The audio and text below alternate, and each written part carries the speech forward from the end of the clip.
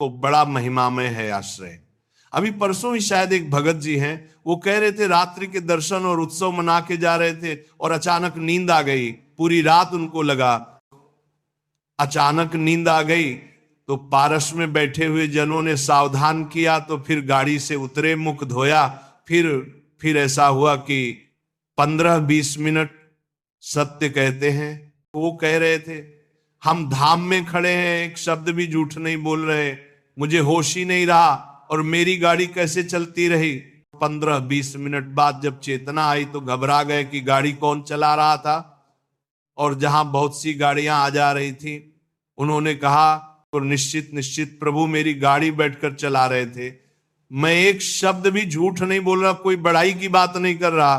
तो ये मेरा हृदय कोई माने ना माने, वो कह रहे मेरा हृदय देख रहा था मेरे प्रभु चला रहे हैं, उत्सव करके रात्रि का दर्शन पूरा और फिर गए। तो अचानक एकदम ऐसी नींद की स्थिति।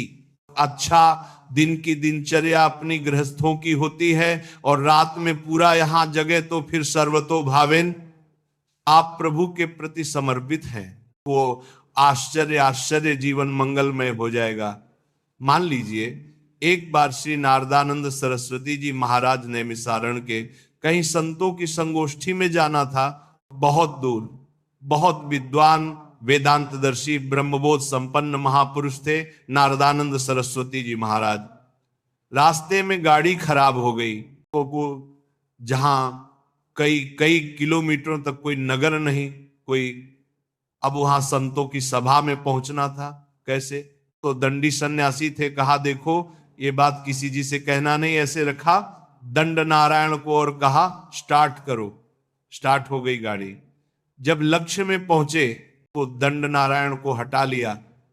कोई दुर्लभ नहीं है, अनंत ब्रह्मांडों को जो अपने संकल्प से चला रहे हैं वो एक हमारे जीवन के रक्षक हों, ये कोई आश्चर्य की बात नहीं। शरणागत के लिए कोई आश्चर्य नहीं है, वो देहाती स्थिति एक क्षण में प्रदान कर सकते हैं, हमें कल्पों लग सकते हैं। इसीलिए यहां कहा नमो नित्यम वृंदावन तरुलताभ्या करुणया। वृंदावन के लता खग मृग पशु पंछी, वृंदावन के रसिक जन, तो वृंदावन वासी जन, ये सब करुणामयी लाडली के करुणा स्वरूप हैं। ये हम पर दया करें, किरणतिभ्या, इनकी कीर्ति का गान करें, इनके दर्शन करें, स्पर्श करें, इनकी बातें सुने और स्मरण तो स्मरण करें तो विभाया पावे प्रकृति रस सारात्म महासा। प्रकृति रस से परे जो सार तत्व है परम रस प्रेम, वो तुम्हारे हृदय और प्रेम ही देहाती स्थिति प्रदान करता है। चाहे आत्मरति बोलूं या प्रिया प्रीतम की रति, को माने प्रेम या आत्म प्रेम, तो इतना गाढ़ अवस्था की अवधूत स्थिति शरीर की शुद्ध ही नहीं है। प्रेम प्रियाल के प्रकट रूप में इतना प्रेम शरीर शुद्ध ही नहीं है, तो शरीर शुद्ध छूटना कोई कठिन बात नहीं है। एक उदाहरण में पूज्य भाई जी ने लिखा कि एक कोई वंदना कर रहे थे, तो उनका नियम होता है कि जिस समय उनका समय हुआ तो अपनी वंदना करते हैं अपने ईश्वर की। तो रुमाल बिछाई और वंदना कर रहे थे। कोई नवयुवती किसी अपने प्रीतम से मिलने के लिए जा रही थी, तो जहां नियति स्थान था वह उसके ध्यान में भाव में भरी, उसको लांग के चली गई। वो रास्ते में ही कर रहे थे, अब वंदना करके देखा कि वही स्त्री कुछ क्षण बाद लौट के आ रही। तब कहा क्यों, तुम्हें इतना ज्ञान नहीं कि मैं वंदना कर रहा था और तुम हमारे को लांग के चली गई? कब? बोले अभी थोड़ी देर पहले। आप वंदना कर रहे थे किसकी? वो बोले अपने मालिक की, आराध्य देव की। हम तो एक नाशवान शरीर के राग में थी, तो इतने बड़े तुम हमें नहीं दिखाई दिए तो लांग के चली गई। और तुम अनंत ब्रह्मांडों के मालिक की वंदना, तुम्हें पता चला कि मैं तुम्हें नांग के चली गई। क्या वंदना कर रहे थे तुम? हम तो एक नाशवान शरीर में आसक्त थी, उससे मिलने गई थी, तो तेरी शुद्ध नहीं रही, तेरे को नांग के चली गई, मुझे पता नहीं। लेकिन तू परम आराध्य देव की, परम प्रभु की आराधना कर रहा, तुझे पता चला मैं नांग के चली। कहां तेरी एकाग्रता थी, कहां तेरे को प्रेम है? ये बात देह शुद्ध भूलना कोई बड़ी बात नहीं, बड़ी बात है तन्मय हो जाना। हमारा राग एक जगह एकत्रित हो जाए, गलत जगह एकत्रित होगा, वो विनाशी जगह में एकत्रित होगा तो परिणाम में गलत और विनाशी हाथ लगेगा। इसीलिए इस अमूल्य प्रेम को प्रभु के नाम रूप लीला धाम में समर्पित करना चाहिए। ये महिमा धाम की कृपा से प्रकट होती है। देहातीत अवस्था देखा गया है महापुरुषों के जीवन में। श्री भुआना जी महाराज बहुत ही पढ़े लिखे, तो लौकिक विद्या के भी पारंगत विद्वान, मन में श्री प्रिया प्रीतम राधा कृष्ण के प्रति आकर्षण, जब सर्वस्व छोड़कर वृंदावन आए देखो तो निश्चय में बड़ी सामर्थ होती है। वृंदावनकार उन्होंने निश्चय किया कि मेरे जीवन का लक्ष्य है श्यामा श्याम की प्राप्ति। बहुत धैर्य पूर्वक निश्चय करना चाहिए। उपासकों से को जब एकांतिक वार्ता होती है किसी किसी उपासक से, तो जब वो प्राकृतिक आकर्षण में दुखी दिखाई देता है, तब लगता है कि कृपा के प्रवाह में परमार्थ में तो आ गया है पर इसका निश्चय नहीं है। तो सेवा कुंज दर्शन करने गए तो ऐसे कीड़े जो लोगों ने देखा तो कहा, अरे बाबा तुम्हें तो बड़ा कष्ट है। कुछ नहीं, श्री जी की लीला है। ऐसा नहीं, उस समय मथुरा जाना पड़ेगा। बहुत जब प्रार्थना की राजी हो गए, ये भी श्री जी की लीला। रोग रूप से प्रभु आए हैं तो औषधि रूप से उनकी पूजा हो, ले गए। डॉक्टरों ने देखा, कहा इनका तो बड़ा ऑपरेशन होगा क्योंकि सड़न हो गई बहुत दिन से। उनके पास जो निज जन सेवा में बनकर गए थे, उनका आपके कान का ऑपरेशन होगा, आपको बेहोश करना पड़ेगा, ऐसे नहीं होगा।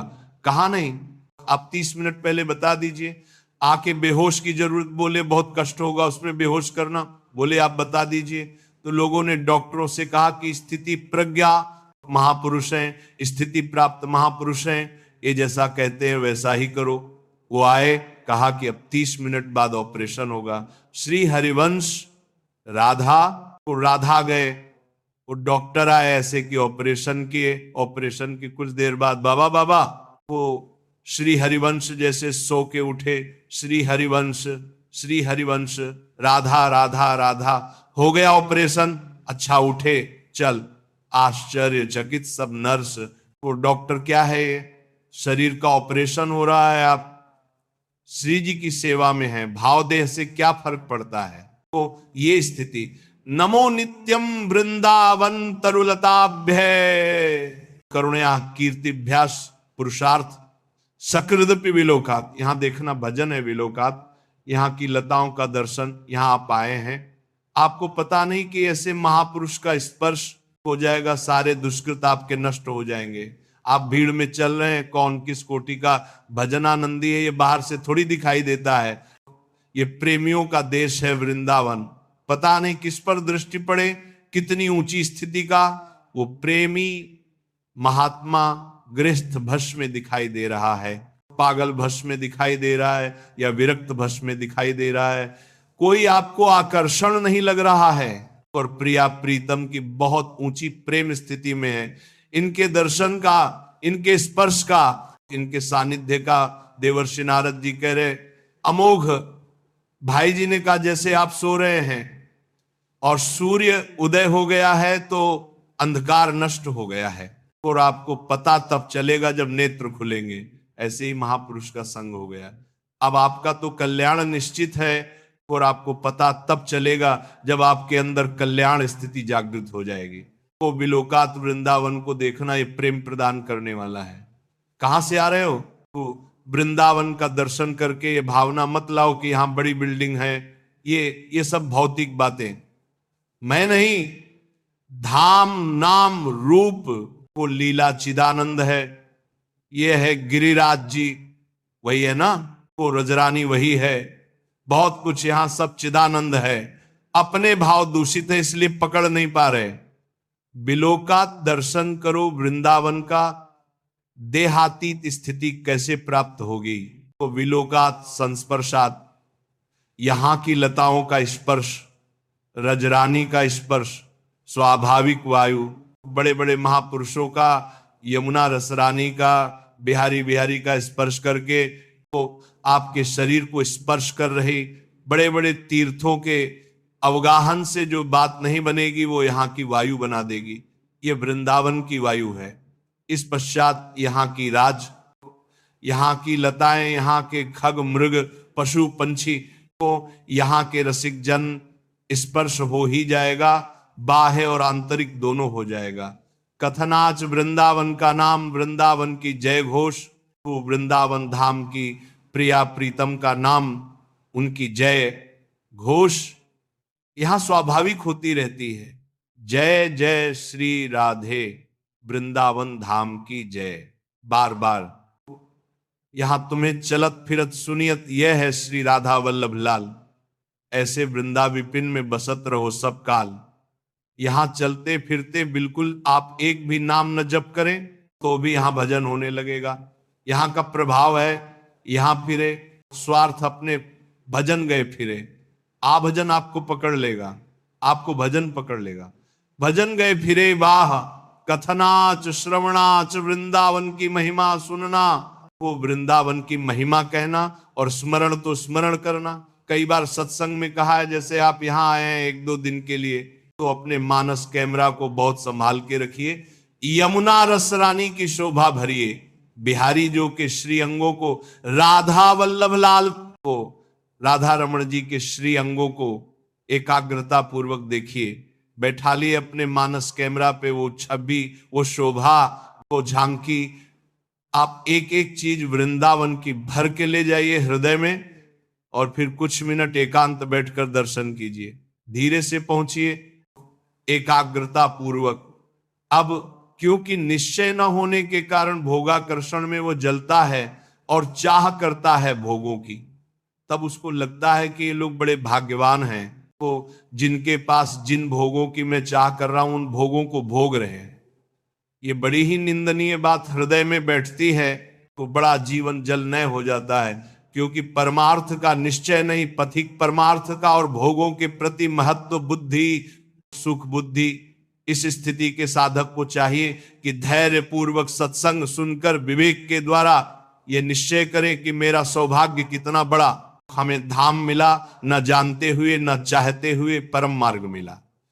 बिल्कुल कहीं ऐसी कोई साधना नहीं और प्रिया प्रीतम के प्रेम मार्ग के पथिक कहलाने का सौभाग्य मिला। संसार के प्रपंचों में आ दीन भजनता मा मार्ग प्रीतम के प्रेम मार्ग के पथिक कहलाने का महान क्लेशों में पिसते हैं जीव, प्रभु ने निकाल दिया। कोई जिम्मेदारी नहीं, तो एक ही जिम्मेदारी है, अपनी ससों को प्रभु के चरणों में अर्पित कर दो। समस्त प्रपंचों से रहित परम स्वतंत्र जीवन भगवत मार्ग का, पर आप समझ नहीं पा रहे। आपको लगता है कि इन भोगों को भोगने वाले बड़े भाग्यवान हैं, वो बड़े सुखी हैं। यही हमारी दुर्दशा है। हम अपने मार्ग को ना जानने के कारण भ्रमात्मक भोगों में सुख मानकर जलते रहते हैं। ऐसे साधक को जब माया अपना आकर्षण पैदा करती है तो फिसलने में देर नहीं लगती। इसीलिए श्रीपाद पहले आप निश्चय करो। वो वृंदावन आपको मिला, सत्संग मिला, तो निश्चय में कमजोरी क्यों है? ये आशा की फांसी क्यों बनाए हुए हैं कि अभी तो नहीं पर कभी? ये आशा श्री जी से मिलन की बनाओ। प्यारी जो प्यारे जो, आज तो नहीं पर कभी तो मिलेंगे ना, पर कभी तो मिलेंगे ना। तो ये आशा नहीं है। आशा इस बात की कि आज तो नहीं पर कभी अवसर लग जाए तो ये भोग मिल जाएंगे। अंदर देख लो, ये अंदर की बात है। आशा ही परम दुखम को निराशम परमम सुखम, इसे समझ नहीं पा रहे आप। दुख के लिए आप खुद रास्ता अंदर रखे हुए हैं, जगह रखे हुए हैं।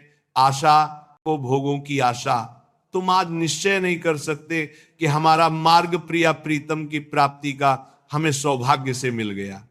कितने हो भाग्य को, जहां श्रीपाद कह रहे पुण्यति ब्रह्म रुद्राय चरण रेणवा सर्व भावेन, जिनकी चरण रज के भगवान रुद्र शंकर ब्रह्मादि और भी बड़े बड़े महापुरुष तपस्या करते हैं, प्रार्थना करते हैं, को याचना करते हैं। जो रज शिव संकादिक याचत सर्व भावेन में सेव्यस्ते वृंदावनवासी न। हमें सौभाग्य मिला कि सर्वतो भावेन बत्तो में सेव्यस्ते, सर्वतो भावेन बत्तो में सेव्यस्ते वृंदावनवासी न। आप भाग्य भावदी क्या बात, सर्वतो भावेन बत्तो, संपूर्ण चाहते हुए भी हम ब्रज में वास कर रहे हैं। कहाँ ऐसी चाह थी अखंड वृंदावनवासी बने? कहाँ चाह थी श्यामा श्याम के अनन्य उपासी बने? कृपा रूपी अनुग्रह रूपी वायु ने मुझे पहुंचा दिया। किस रज में रह रहे हैं? कह रहे पुण्यति ब्रह्म रुद्राय चरण रेण, जो भगवान ब्रह्मा भगवान महादेव सनकाद को भी पावन करने की सामर्थ्य रखते हैं, वो हम जैसे अज्ञानी को, अनाधिकारी को, जहां भोगों की चाह है, ऐसी चाह ही नहीं है, वहां मुझे श्री धाम वृंदावनवास मिला, को रज सेवन करने का सौभाग्य मिला, हम प्यारी जो के हैं ऐसी ठसक से कहने का सौभाग्य मिला, फिर हमारे निश्चय में क्यों कमी है? तो हमारा निश्चय दृढ़ होना चाहिए। भुआना जी ने निश्चय किया कि बस क्योंकि तो अब प्रिया प्रीतम की प्राप्ति करनी, निश्चय में बड़ी जल्दी स्थिति आती है। ये जो हमारे अंदर भागवती का आनंद का प्रादुर्भाव नहीं हो रहा, को पदविद्वान है तो शास्त्रों को कारीनान है, इसमें निश्चय की कमी है। नहीं चाहिए मुझे अब लोक के भोग, पदवी, यश, प्रतिष्ठा, अब मुझे प्रिया प्रीतम चाहिए। अब छक के भजन करना है तो रात दिन भजन करना, ऐसा निश्चय करो। देखो इस निश्चय में कितनी पवित्रता है, कितना बल है, कितनी दिव्यता है। भोनाथ जी की दिनचर्या बन गई, चतुरासी जी का गान, चतुरासी जी का मनन, प्रिया प्रीतम के मंत्र नाम का रटन। धीरे धीरे इतनी उदासीनता बनी, किसी से मिलना जुलना, किसी के घर भिक्षा के लिए जाना, ये सब बंद कर दिया। बस यमुना जी के किनारे श्रीमद चतुर्शी जी का गायन, मंत्र का जप, प्यारे जू के ध्यान में शाम की सेवा, कुंज दर्शन करने जाते। बंदरों को जो चना डाला जाता है, उसकी जो ठुड़िया पड़ी होती है, वो अर्थात जो बंदर भी नहीं खाते थे, बहुतायत चना वो उठा लिए, मुट्ठी दो मुट्ठी, और यमुना किनारे बैठकर उनको चबा लिया। रात दिन भजन, ऐसी ऐसी स्थिति की अब तो रहा नहीं गया, तो चिल्ला चिल्ला के रोते, हाँ स्वामिनी, हाँ लाडली, प्रेम की पीर, उनके हृदय की वाणी जी में लिखी हुई हाँ लाडली को हाँ प्रियाजू। ब्रजवासी जन सुनते तो प्रार्थना करते प्रियाजू से कि अगर हमारा कोई सुकृत है तो लाडली आप प्रसन्न हो जाओ, तो बाबा को दर्शन दे दो। इतनी विकलता, इतना रुदन दिन राधा वल्लभ जी के श्री अंग के दर्शन करने गए, वो भाव में भरे निहार रहे थे। होली उत्सव चल रहा था, प्रयाजू के पार्षद बड़ी बड़ी पिचकारियों से रंग डाल रहे थे।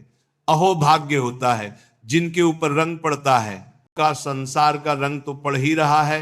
अहो भाग्य उनके जिनके सामने प्रभु विराजमान है, और फिर उनके पार्षद जन उन्हीं कर कमलों से, वो जिनसे श्री अंग सेवा करते, वो रंग डालते हैं, गुलाल डालते हैं, समीप ही थे, भर के पिचकारी मारी।